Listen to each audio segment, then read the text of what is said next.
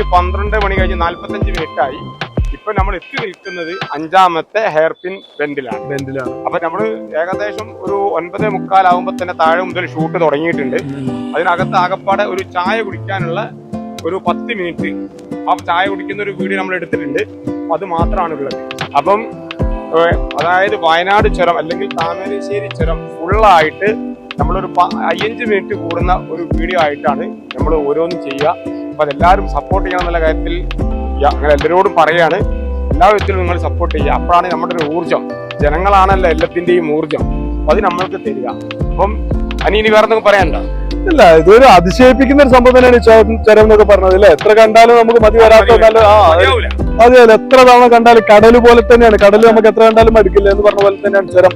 ഈ ചുരത്തിലൂടെയുള്ള യാത്ര എത്ര യാത്ര ചെയ്താലും നമുക്ക് ഒരിക്കലും മടുക്കില്ല. വളരെ ഒരു നമസ്കാരം.